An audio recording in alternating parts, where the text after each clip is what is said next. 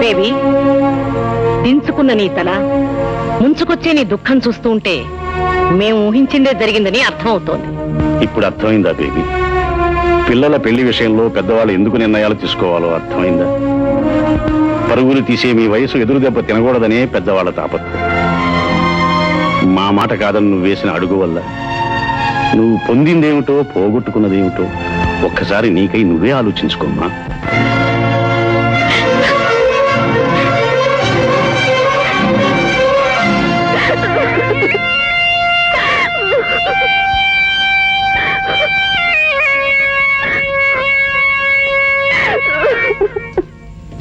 బాబు గారు, ఇంట్లో గ్యాస్ అయిపోయింది, అందుకని హోటల్ నుంచి క్యారేజ్ తీసుకొచ్చాను.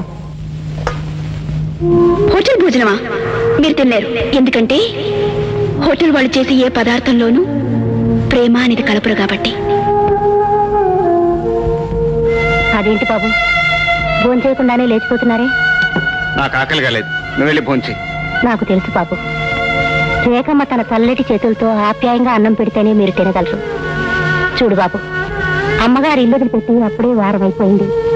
సంసారంలో వచ్చే కలతల్ని సర్దుకుపోతేనే ఆ కాపురం కలకాలం నిలుస్తుంది బాబు. నా మాట విని మీరు వెళ్ళి రేఖమ్మకు నచ్చజెప్పి తీసుకురండి బాబు. నేను వెళ్ళి నచ్చజెప్పి తీసుకురావాలా? ఏ తనే రావచ్చుగా, ఈ ఇల్లు తనది మాత్రం కాదా? అది నా ఇల్లు అయితే జరిగిన చిన్న గొడవకి కోపంతో నన్ను ఇంటి నుంచి వెళ్ళిపోమని ఎందుకు చెప్పాలి? కోపంతో భర్త ఒక మాట అన్నంత మాత్రాన కాపురాన్ని కాదనుకోవటం మంచిది కాదమ్మా. నా మాట విని జరిగింది మర్చిపోయి అతని దగ్గరికి వెళ్ళిపోమ్మా. ఎన్ని రోజులు నేను రాకపోతే కనీసం ఆయన వచ్చి నన్ను తీసుకెళ్ళొచ్చుగా. అతనే వచ్చి పిలవాలని నువ్వే రావాలని అతను, ఇద్దరూ పంతం పట్టి కూర్చుంటే పచ్చని కాపురం పాడైపోయే ప్రమాదం ఉందమ్మా. సంసారం అనే సాగరంలో ఆటుపోట్లు సహజం. ఆలు మగలు వాటి తట్టుకుని దాంపత్యం సాగించాలి. ఆస్తిని అంతస్తుని చివరి కన్నవాన్ని కూడా వదులుకొని మీ జీవితంలో కడుగు పెట్టింది రేఖ. నా మాట విని మీరొక్కసారి దాని కళ్ళెదురు కనిపిస్తే అన్ని అపార్థాలు తొలగిపోతాయి. మళ్ళీ మీ జీవితం స్వర్గంగా మారుతుంది. రేపే నేను మా అత్తగారు వెళ్తున్నాను. నేను మళ్ళీ తిరిగి వచ్చేసరికి మీ ఇద్దరు అన్యోన్యంగా ఉండాలి.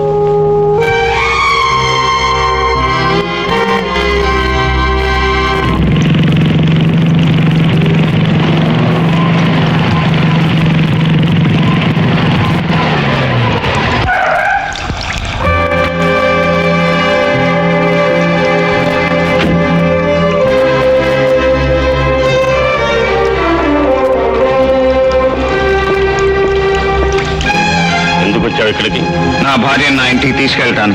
నువ్వు పొమ్మన్నప్పుడు పోయి రమ్మన్నప్పుడు వస్తుందనుకున్నావా? మా ఇద్దరి మధ్య ఉన్న అనుబంధం ఇంకా తెగిపోలేదని అనుకుంటున్నాను. అందుకే తను నాతో వస్తుందనే నమ్ముతున్నాను. ఇక్కడే ఉండు, అమ్మాయిని పిలుస్తాను. సారీ మిస్టర్ గోపి, రేఖ నీతో రావడానికి ఒప్పుకోవడం లేదు. నేను తన కోసం వచ్చానని చెప్పారా? చెప్పాను. బాధ్యత గల కన్న తండ్రిగా నీతో వెళ్ళమని, తన కాపురాన్ని సరిదిద్దుకోమని చెప్పాను. కానీ ఆ ఇంటితో గానీ ఆ మనిషితో గానీ తనకి ఏ సంబంధం లేదని ఖచ్చితంగా చెప్పింది. ఆ మాట నా ఎదుటికొచ్చి చెప్పొచ్చుగా. నీ మొహం చూడడానికి ఇష్టం లేదని చెబుతుంటే నీ ఎదుటికి ఎలా వస్తుంది? You can go.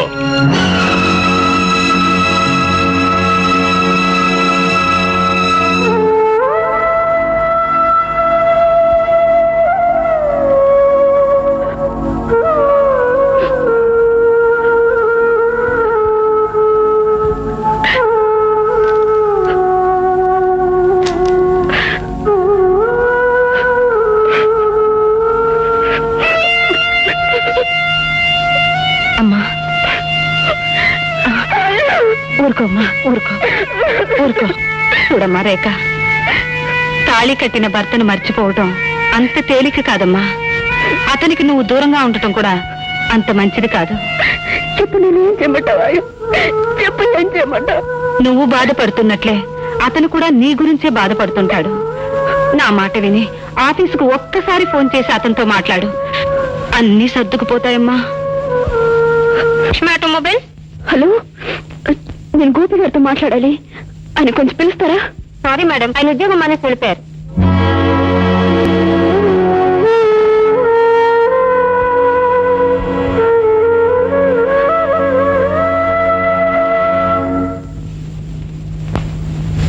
సామాన్లు త్వరగా కార్లో పెట్టండి, టైం అవుతుంది. అలాగేనమ్మా. మాలిని, ఇదిగో నీ passport, ticket. Thanks. London Heathrow airport లో పప్పు వాళ్ళు వచ్చి నేను రిసీవ్ చేసుకుంటాను. నీకు స్టెర్లింగ్ కరెన్సీ ఎంత కావాల్సి వచ్చినా వాళ్లే ఇచ్చే ఏర్పాటు కూడా చేశాను. డాడీ, హలో బేబీ, నీకు లండన్ నుంచి ఏమేం కావాలో లిస్ట్ రాసి ఇవ్వమ్మా, మీ మమ్మీ తీసుకొస్తుంది. నాకేం అక్కర్లేదు డాడీ. నేను గోపి దగ్గరికి వెళ్ళిపోవాలని నిర్ణయించుకున్నాను. ఆ విషయం చెప్దామని వచ్చాను. అదేమిటమ్మా, చీపో అన్న మనిషి దగ్గరికి మళ్ళీ పెడతానంటావా?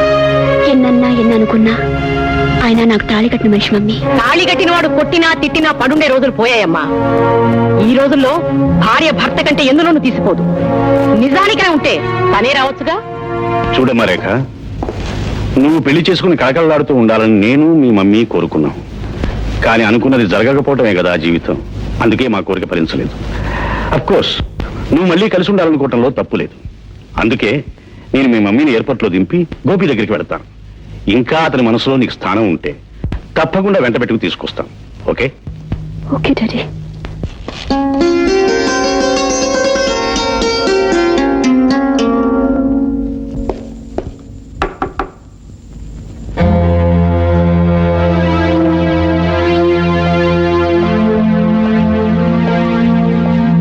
ఆశ్చర్యంగా ఉంది. దారి తప్పొచ్చారా? కాదు, కన్న కూతురి కోరిక తీర్చడం కోసం తప్పనిసరిగా మరోసారి నీ దగ్గరికి రావాల్సి వచ్చింది. అలాగా. మొదటిసారి మీరు నా ఇంటికి వచ్చినప్పుడు చీకటిగా ఉండటం వల్ల వ్యవహారం బెడిసి కొట్టింది. ఇప్పుడు వెలుతురుంది గనక మీరు వచ్చిన పని జరగొచ్చు అనుకుంటాను. చెప్పండి, మీ అమ్మాయి కోరిన కోరిక ఏమిటి?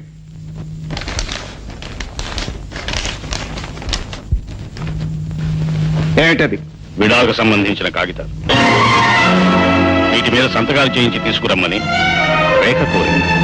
పోయినసారి మమ్మల్ని కలవద్దని చెప్పడానికి వచ్చారు, ఇప్పుడు విడిపొమ్మని చెప్పడానికి వచ్చారన్నమాట. నేనేం చెప్పినా జరిగేది మాత్రం నా కూతురు ఇష్ట ప్రకారమే జరుగుతుంది. కాగితాల మీద సంతకం చేస్తున్నందుకు కానుకనుకుంటావో ఖరీదనుకుంటావో నీ ఇష్టం.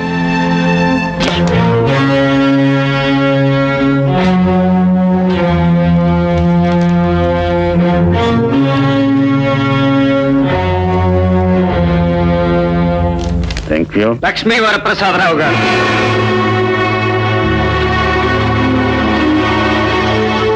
ఈ డబ్బు మీ దగ్గరే ఉంచండి. మీ అమ్మాయి రెండో పెళ్లి కట్నంగా ఉపయోగపడుతుంది.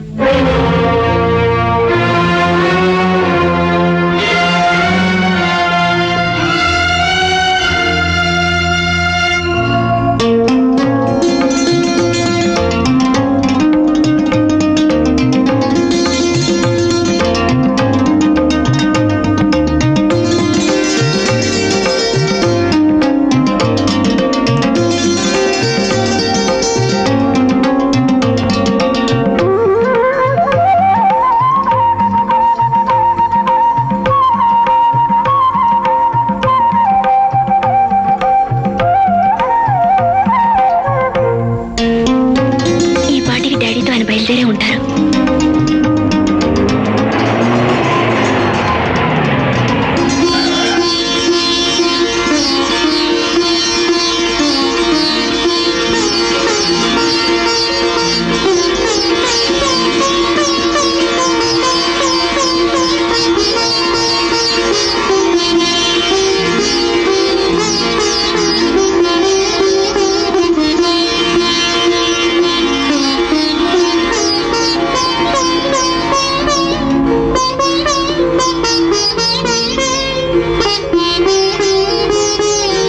ఏమ్మా, చాలాసేపటి నుంచి ఎదురు చూస్తున్నట్టున్నావు కదా. నువ్వు చాలా అమాయకురాలు అమ్మా. నువ్వు అతన్ని ప్రేమించావు గానీ అతను నిన్ను ప్రేమించలేదు. డాడీ, ఏమిటో ఆ రోజు నువ్వు నా మాట విని ఉంటే ఈ రోజు అతని చేత అనరాని మాటలు అనిపించుకునే కర్మ పట్టేది కాదు. ఏమిటి మీరు అనేది? ఆయన ఏమన్నారు? ఏమన్నాడా? నువ్వు తన భార్యగా ఉండడానికి తగవట, నిన్ను పెళ్లి చేసుకోవడం తన దౌర్భాగ్యం అట, నీ మొహం చూస్తేనే మహాపాపం అట, నిన్ను కన్నందుకు మేము సిగ్గుపడాలట. ఇక నుంచి నీకు తనకు ఏ సంబంధం లేదని ఈ విడాకు కాగితాలు నీకు ఇవ్వమని నా మొహాన్ని విసిరి కొట్టాడు.